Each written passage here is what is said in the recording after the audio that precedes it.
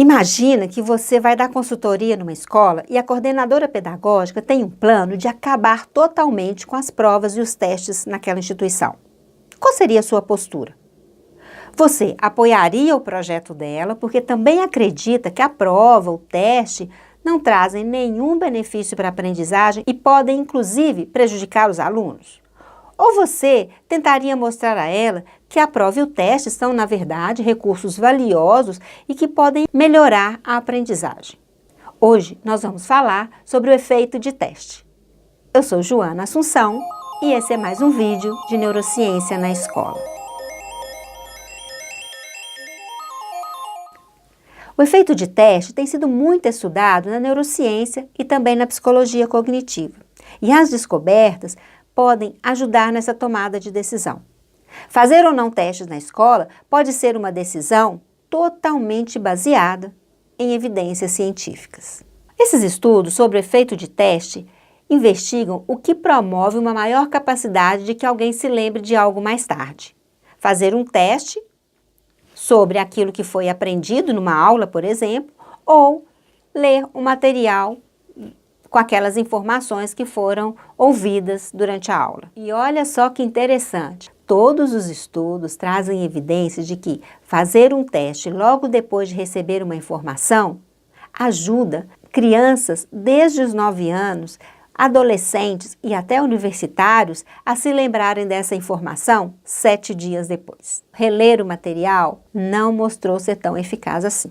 Mas esses estudos mostraram também que para crianças menores de 9 anos, crianças de 7 anos, por exemplo, a estratégia de fazer o teste não trouxe esse mesmo resultado, apesar de que houvesse uma tendência em favor da estratégia de fazer o teste, os resultados não foram estatisticamente significativos.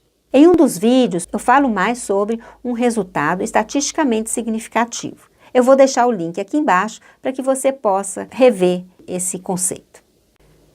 Nesse estudo, alunos de 9 anos receberam um texto sobre o Sol. O conteúdo do texto foi avaliado por profissionais da educação e por linguistas para ver se ele estava adequado àquela faixa etária.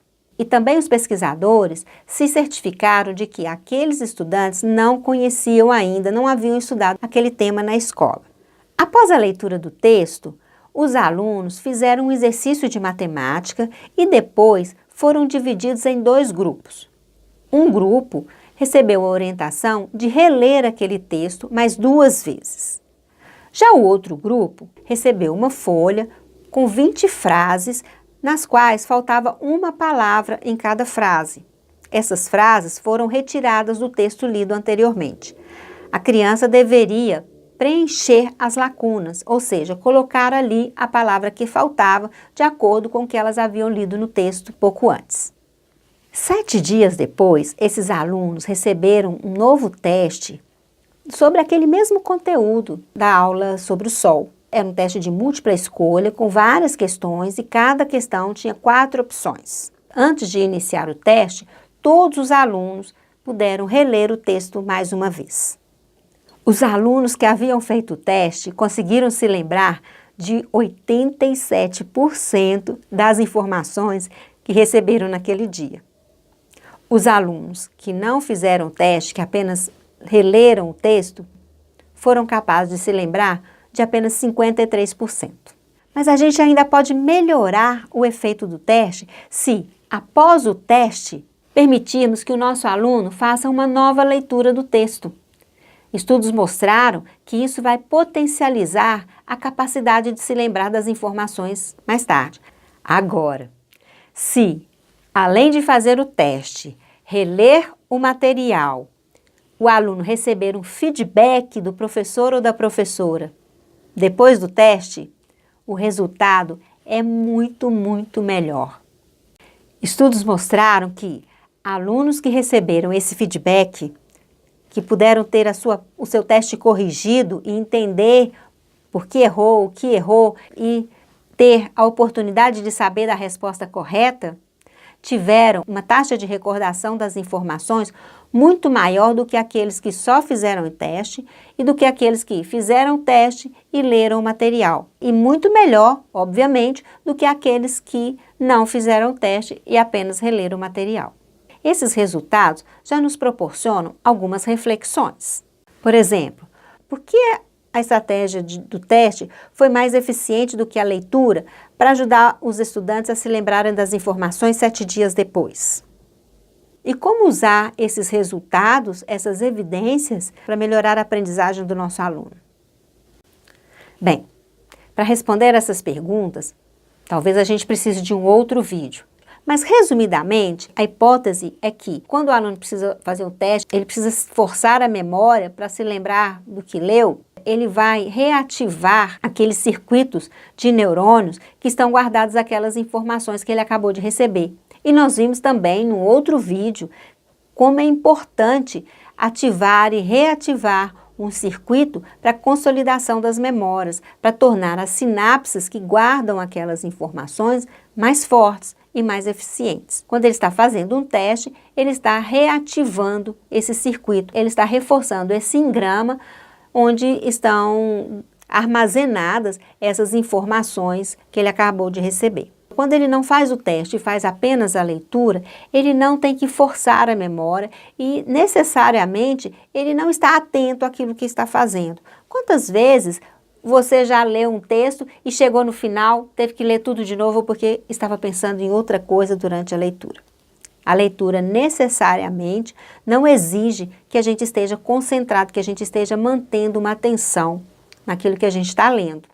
Quando ele está fazendo um teste e que ele precisa lembrar de tudo aquilo que ele leu e que ele aprendeu na aula, ele precisa estar atento, ele precisa ter atenção àquilo que ele está fazendo. E nós sabemos que não existe aprendizagem sem atenção. Mas esse é assunto também para um outro vídeo mais tarde. E como usar essas evidências na nossa sala de aula? Bem, eu arrisco uma sugestão.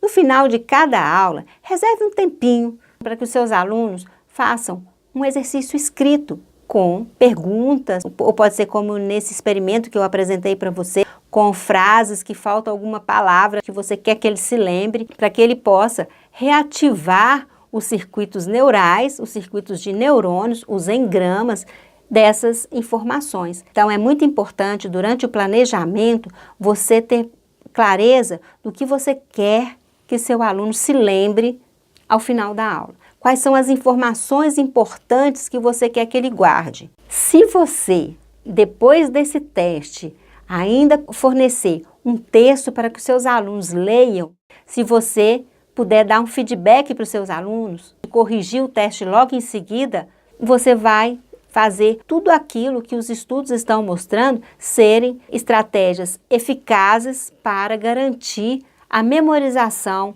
a recordação, a aprendizagem de informações que você quer que ele aprenda.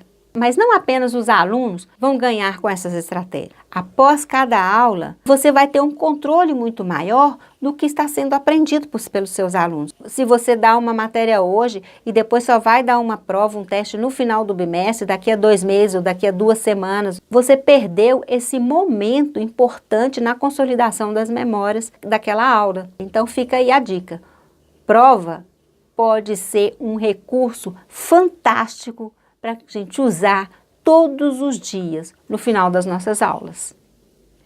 Se você achou importante o conteúdo desse vídeo, compartilhe com seus amigos na escola. Proponha a eles essa experiência de, ao final das aulas, fazerem um teste, fazerem uma leitura e ainda dar um feedback. E depois, avaliem os resultados. Avaliem a motivação dos seus alunos, o interesse deles pelas matérias e, principalmente, a satisfação de vocês, professores daquela escola, com a aprendizagem de seus alunos. Porque, para nós professores, a maior satisfação é que o nosso aluno aprenda, não é mesmo?